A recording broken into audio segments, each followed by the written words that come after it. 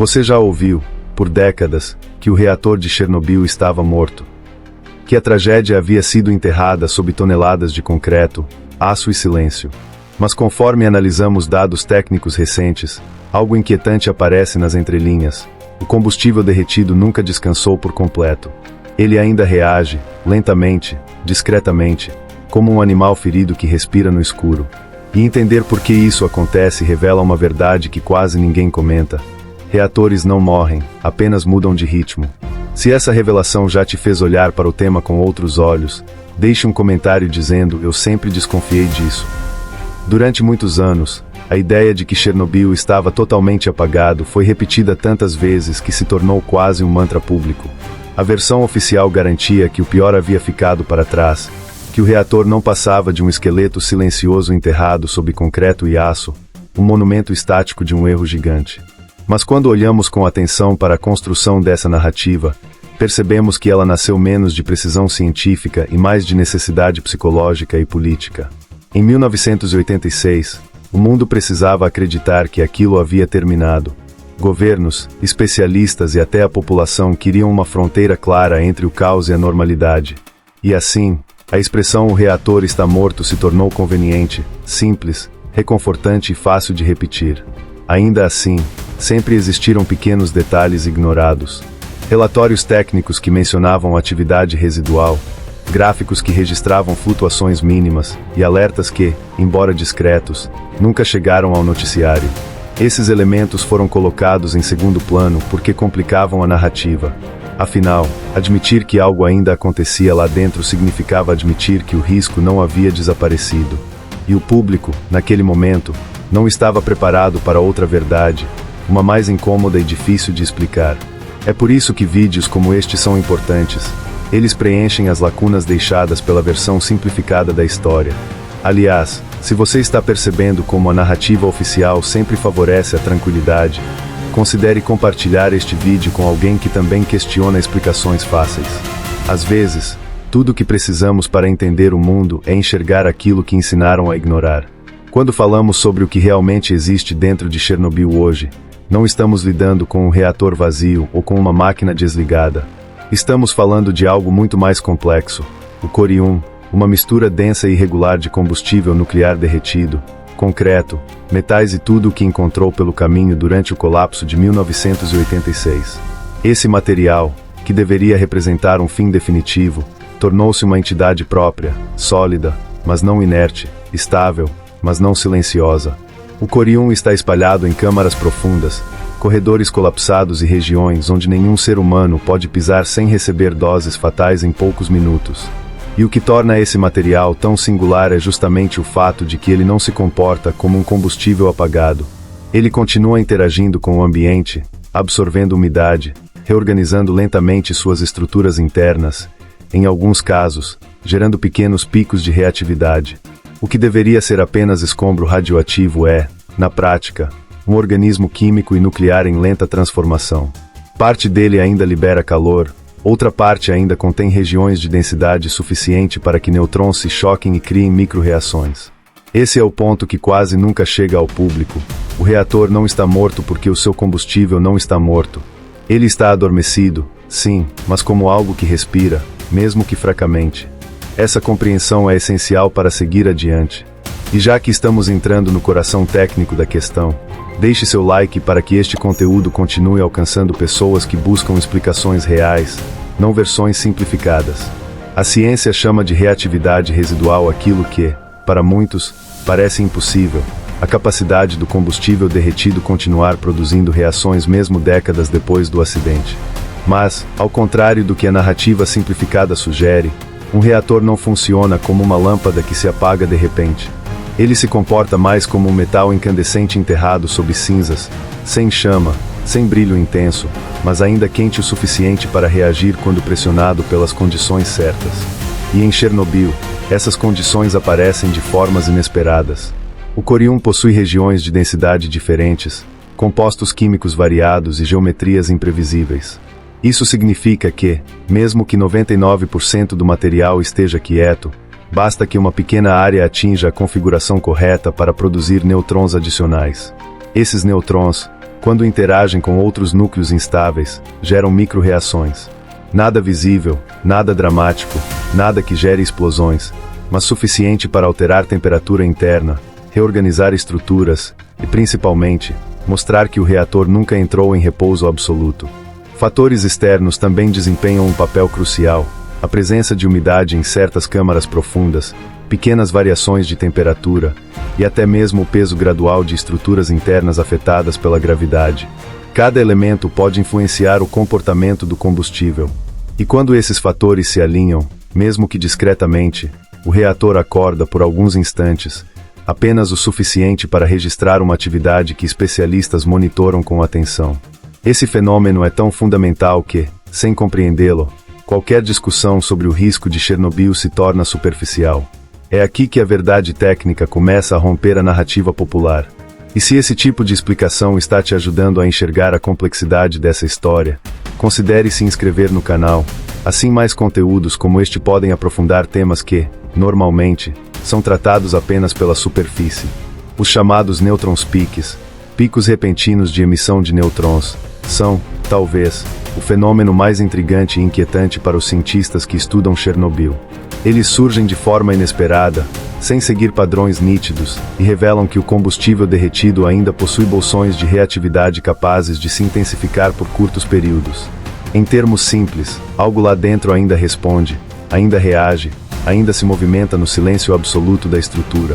Esses picos já foram registrados ao longo de vários anos, sempre em intensidades pequenas, mas suficientes para acender alertas técnicos.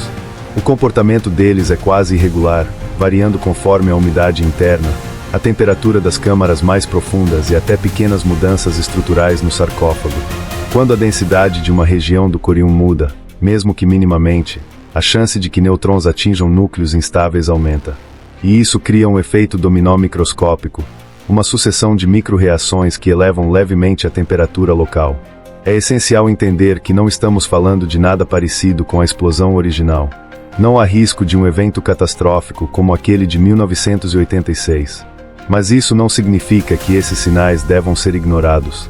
Eles indicam que o combustível está longe de estar morto, e que, sob certas circunstâncias, poderia gerar calor suficiente para causar problemas estruturais ou liberar partículas internas. O mais impressionante é que muitos desses eventos nunca chegam ao conhecimento do público. São tratados como flutuações normais em relatórios resumidos, mas analisados com muita seriedade nos bastidores. E é justamente nessa discrepância entre o que se conta e o que se monitora que percebemos o quanto essa história ainda está viva. Se essa informação te surpreendeu, compartilhe este vídeo com alguém que também acredita que Chernobyl está completamente apagado. Talvez seja a hora de rever essa frase. Quando falamos sobre risco em Chernobyl, a imagem que muitos imaginam é sempre a mesma: uma nova explosão catastrófica, semelhante à de 1986. Mas essa ideia, reforçada pela ficção e pela memória coletiva, não corresponde ao cenário real. O verdadeiro risco não está em uma repetição daquele evento, porque, cientificamente, as condições para uma explosão daquele tipo simplesmente não existem mais. O perigo está em outra direção, muito mais silenciosa e muito mais plausível: o aumento localizado de temperatura dentro do corium e a liberação de partículas radioativas caso áreas instáveis cedam. Quando micro-reações elevam o calor em um ponto específico do combustível, isso pode alterar sua estrutura, provocar tensões internas e afetar elementos do sarcófago. Não são mudanças abruptas ou dramáticas, mas evoluções graduais que, somadas, podem comprometer áreas específicas da contenção. Uma fissura interna, por menor que seja, pode redistribuir material, liberar poeira radioativa ou permitir que umidade entre em regiões sensíveis, e cada um desses fatores altera o comportamento do reator. É por isso que os especialistas observam mais o termômetro do que qualquer outra coisa. A temperatura é o pulso do reator adormecido. Se ela sobe, mesmo levemente, a engenharia precisa reagir. Se ela cai, significa que o sistema está se estabilizando. Essa dança fina entre calor e contenção é, hoje, a verdadeira linha tênue que separa um cenário seguro de um cenário problemático. E essa compreensão, de que não é o espetáculo, mas o detalhe, é justamente o que falta na narrativa popular. Se esse trecho do vídeo te fez enxergar a diferença entre risco real e mito público, Deixe seu like para fortalecer conteúdos que tratam ciência com seriedade e profundidade. Se o reator estivesse realmente morto, como tantas vezes foi repetido, o mundo não precisaria monitorá-lo com tantos olhos diferentes. Mas a vigilância global sobre Chernobyl é constante e silenciosa. Estações internacionais de detecção atmosférica registram partículas no ar ao longo do ano. Satélites térmicos analisam variações de temperatura no domo e sensores subterrâneos acompanham microvibrações que poderiam indicar mudanças estruturais. Nada disso existiria se o consenso científico fosse de total estabilidade. Pelo contrário, o fato de tantos sistemas independentes rastrearem o local já é uma mensagem clara sobre a natureza imprevisível do que está enterrado ali. Diversos países da Europa mantêm laboratórios preparados para identificar sinais de partículas específicas que só apareceriam se houvesse alteração dentro do reator. Esses laboratórios não são operados com base em medo, são operados com base em prudência técnica. O mesmo vale para agências internacionais, que comparam dados de diferentes fontes para identificar tendências antes que elas se tornem problemas reais. Essa ação preventiva é a prova mais sólida de que o reator não está tão adormecido quanto muitos acreditam. Além disso, o monitoramento externo reforça a contradição central desta história. Se tudo estivesse resolvido, por que ainda observamos? Porque existem protocolos de alerta. Porque existe uma equipe dedicada a interpretar cada variação dos gráficos. A resposta é simples e calejada. Porque Chernobyl continua sendo um sistema ativo, não ativo de forma explosiva, mas ativo o suficiente para exigir atenção constante. E já que estamos falando de como o mundo vigia o que poucos entendem, esse é um bom momento para pedir que você se inscreva no canal. Aqui, você sempre encontra explicações que vão além da superfície, sem medo de entrar no que realmente importa. Quando tentamos imaginar o que significaria, hoje, um acordar do reator adormecido, é comum que o público pense em cenários cinematográficos. Mas os especialistas descartam esse tipo de fantasia. O despertar real, o despertar que realmente importa, seria silencioso. Ele ocorreria quando uma combinação de fatores internos aumentasse a temperatura em regiões específicas do Core 1, provocando reações mais intensas do que o normal. Nada explosivo, nada imediato, mas suficiente para pressionar áreas frágeis e gerar alterações estruturais dentro da contenção. Esse tipo de cenário exige 3 elementos: material ainda capaz de reagir, umidade suficiente para interferir na distribuição dos nêutrons e uma geometria interna que favoreça o acúmulo momentâneo de energia. Quando esses fatores se alinham, mesmo que por minutos, o reator deixa de ser apenas um monumento histórico e volta a ser um sistema dinâmico, ainda que limitado. O impacto prático: um aumento localizado de calor pode alterar a forma como o combustível está distribuído, criar tensões inesperadas em áreas internas, em última instância, liberar partículas que deveriam permanecer seladas. Não é o caos imaginado por filmes, mas também não é algo que deve ser ignorado.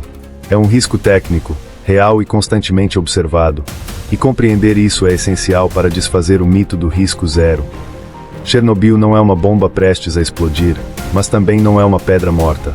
É um organismo lento, imprevisível e resistente ao esquecimento humano. Depois de atravessarmos cada camada dessa história, o combustível que não descansa, a estrutura que envelhece, os picos de nêutrons que surgem sem aviso e a vigilância silenciosa mantida por vários países, torna-se impossível sustentar a ideia de que Chernobyl acabou. A segurança absoluta nunca existiu. O que existe é controle, monitoramento e engenharia trabalhando para manter um equilíbrio frágil que pode mudar com o tempo. Essa é a verdade que raramente aparece nas versões oficiais. O reator não está vivo, mas também nunca esteve completamente morto. O fenômeno da reatividade residual nos lembra que a tecnologia humana tem limites, e que entender esses limites não é motivo para pânico, é motivo para maturidade. É o tipo de conhecimento que transforma a forma como enxergamos riscos, política e ciência. Se essa reflexão final ampliou sua visão sobre o tema, considere deixar um comentário dizendo o que mais te surpreendeu ao longo do vídeo. Isso ajuda o conteúdo a alcançar outras pessoas que também merecem conhecer a verdade por trás de grandes narrativas.